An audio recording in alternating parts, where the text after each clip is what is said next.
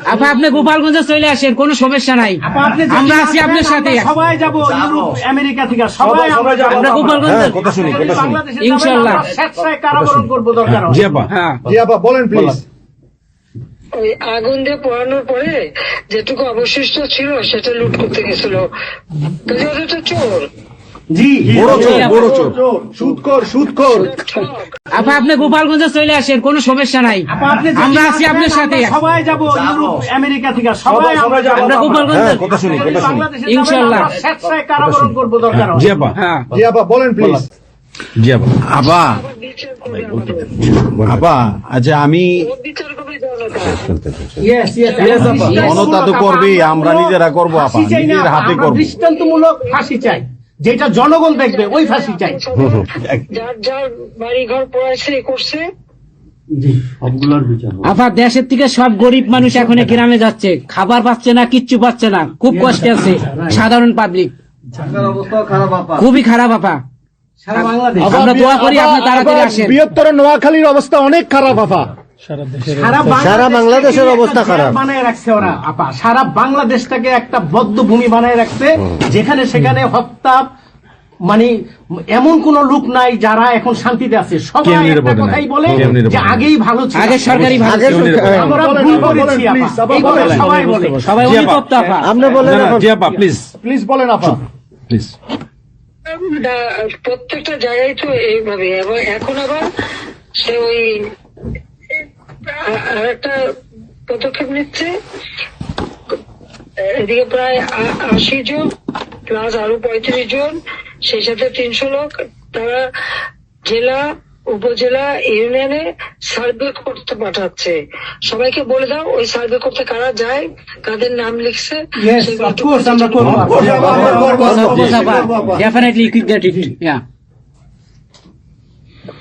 আমরা চাই আপা আপনি সুস্থ থাকেন, আপনি সুস্থ থাকলে বাংলাদেশ সুস্থ থাকবে, বাংলাদেশ ভালো থাকবে। আপনাকে আবার আমরা ফিরিয়ে এনে বাংলাদেশকে আবার এগিয়ে নিয়ে যাওয়ার জন্য জয়ের মালা পরাবো আবার, আবার জয়ের মালা পরাবো। জয় বাংলা, জয় বঙ্গবন্ধু। জি আপা প্লিজ। আমরা তোমাদের যে দেশে আছো সেই দেশে স্যার ডেনমার্ক আমেরিকা সবাই এখানে আছি আপা, ডেনমার্ক আমেরিকা সবাই আছি। আপা আপনি এখন আমাদের কিছু নির্দেশনা দেন, আমরা প্রবাসী থেকে কি করতে পারি, এবং বাংলাদেশে আমাদের যে ফ্যামিলি আছে, আত্মীয় স্বজন আছে, আমাদের যে বিভিন্ন দলের নেতৃবৃন্দরা আছে, আমরা কিন্তু অর্থনৈতিক থেকে বিভিন্ন ভাবে সহযোগিতা করতেছি, যার যেভাবে পারি আমরা। বাকিটা আপা আপনি নির্দেশনা দেন, আপনার নির্দেশনার মতো আমরা কাজ করবো বাংলাদেশে এবং প্রবাসে। তোমাদের যেটা করতে হবে, একটা হচ্ছে তোমরা যে দেশে আছো সেই দেশের আইন কানুন মেনে ওখানকার যারা নির্বাচিত প্রতিনিধি বা সরকার বা যে বিভিন্ন মানবাধিকার সংস্থা, তারপরে 165 জন সাংবাদিকের চাকরি নাই, তাদের অ্যাক্রেডিটেশন কার্ড বাতিল করে দিছে। 106 জন সাংবাদিকের বিরুদ্ধে হত্যা মামলা দিছে এবং আমাদের কতজনকে গ্রেপ্তার করে জেলে ঢুকাইছে, মানবিক জীবন যাপন করছে।